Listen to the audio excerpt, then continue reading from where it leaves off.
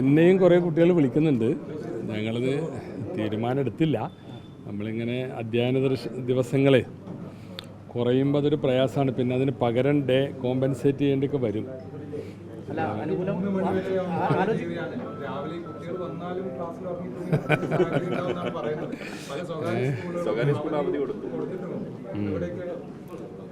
ഞങ്ങളേതായാലും ഇല്ല, അതൊരു ഇപ്പോൾ ആ കാര്യത്തിലൊരു തീരുമാനം പറയാൻ കഴിയില്ല. അത് അന്വേഷിച്ചു. അല്ല, ഈ പല വിധത്തിലുള്ള ആവശ്യങ്ങൾ ഇതേപോലെ ഞാൻ വരുമ്പോൾ നിരന്തരം ഫോൺ വന്നുകൊണ്ടിരിക്കുകയാണ്. അതൊക്കെ ടീം ഫൈനൽ ഇല്ലാത്തതുകൊണ്ടാണെന്ന് പറയും. അങ്ങനെയില്ല, നമ്മൾ പരമ്പരാഗതമായി ഒരു ബ്രസീലിനെ ഫോളോ ചെയ്യുന്ന ആളാണ്. പക്ഷെ ഇപ്പോൾ കഴിഞ്ഞ വേൾഡ് കപ്പിലും ഈ വേൾഡ് കപ്പിലും വളരെ മോശം പ്രകടനമായി എന്നേ ഉള്ളൂ. പ്രധാന സംഗതി അതാണ്.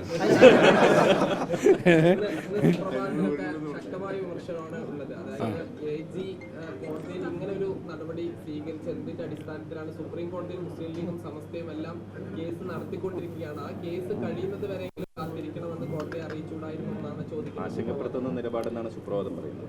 അല്ല, അതിൽ വസ്തുതകൾ അറിയാതെയാണ് ഈ കാര്യത്തിൽ അത്തരത്തിലുള്ള വിമർശനങ്ങൾ വരുന്നത്.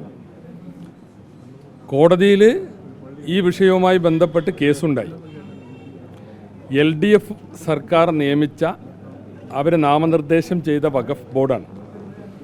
ആ വഖഫ് ബോർഡ് സംബന്ധിച്ച് വിവിധ തരത്തിലുള്ള പോരായ്മകൾ, ഇറഗുലാരിറ്റീസ്, അതായത് നിങ്ങൾക്കറിയാം വഖഫ് ബോർഡിലേക്ക് ഓരോ മേഖലയിൽ നിന്നാണ് ആളുകൾ നാമനിർദ്ദേശം ചെയ്യപ്പെടുന്നത്. ഇപ്പോൾ ഇസ്ലാമിക് സ്കോളർ, മുത്തവല്ലി, ഇങ്ങനെ ഗവൺമെൻറ്റിൻ്റെ ജോയിൻറ്റ് സെക്രട്ടറി, ഇങ്ങനെ വ്യത്യസ്ത കോട്ടകളിൽ നിന്നാണ് നാമനിർദ്ദേശം ചെയ്യുന്നത്.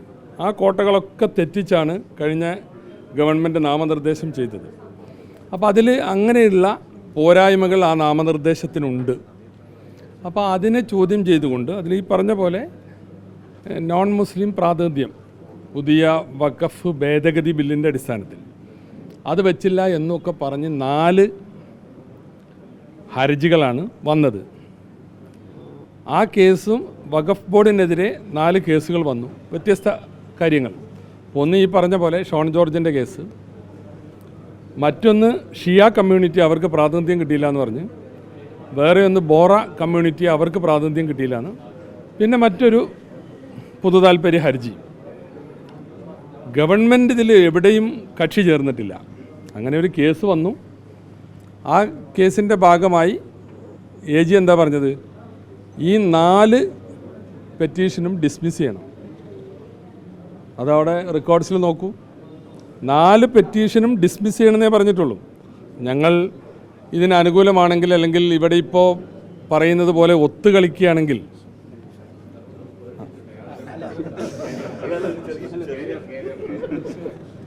അപ്പോൾ ഒത്തുകളിക്കുകയാണെങ്കിൽ അങ്ങനെയല്ലല്ലോ പറയേണ്ടത്. വളരെ വസ്തുതാപരമായി സത്യസന്ധമായി പറഞ്ഞാൽ ഇതിൽ അങ്ങനെ ഒരു പ്രശ്നമേ ഇല്ല.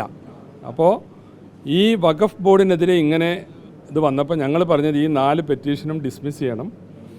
വഖഫ് ബോർഡ് റെഗുലറാക്കാൻ വേണ്ട കാര്യങ്ങൾ ഗവൺമെൻറ് ചെയ്തോളാം. കോടതിയിലിരിക്കുന്ന കാര്യമാണ്. കോടതി പറഞ്ഞാൽ ഗവൺമെൻറ് അത് റെഗുലറൈസ് ചെയ്തോളാം. അതിന് അല്ലെങ്കിലും ഗവൺമെൻറ്റിന് അധികാരമുണ്ട്.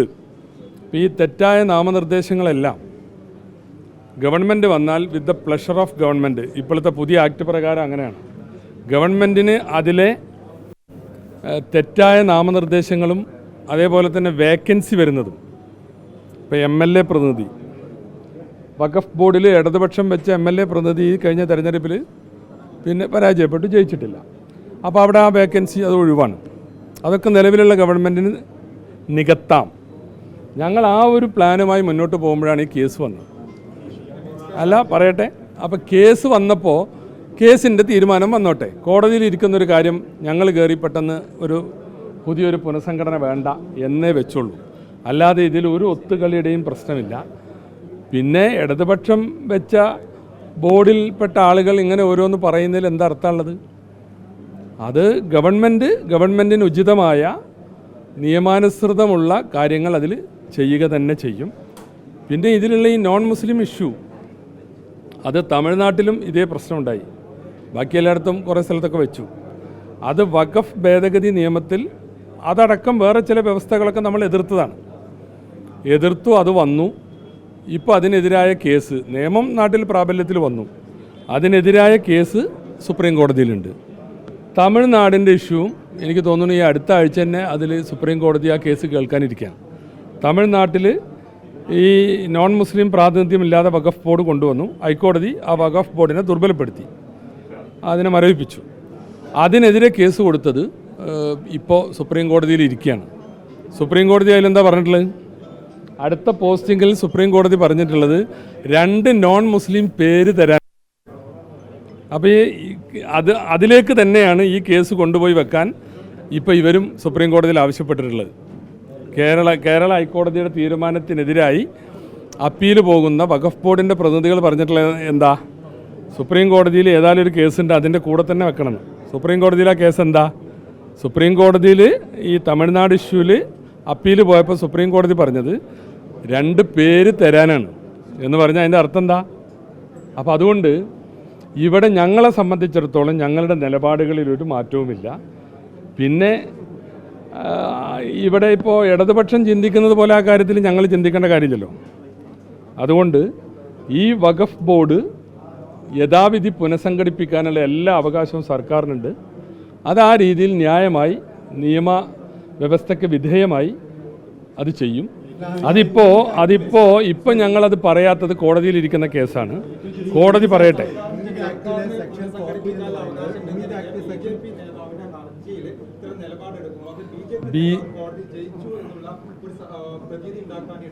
എവിടെ ബി ജെ പി നേതാവ് കൊണ്ടുവന്ന കേസിൽ ഞങ്ങളത് ഡിസ്മിസ് ചെയ്യാനാണ് പറഞ്ഞത്. അതിൻ്റെ ആവശ്യത്തോട് ഞങ്ങൾ പ്രതികരിച്ചിട്ടില്ല. കാരണം സുപ്രീം കോടതിയിൽ കേസുണ്ട്. സുപ്രീം കോടതി പറയും അല്ല അതിനെ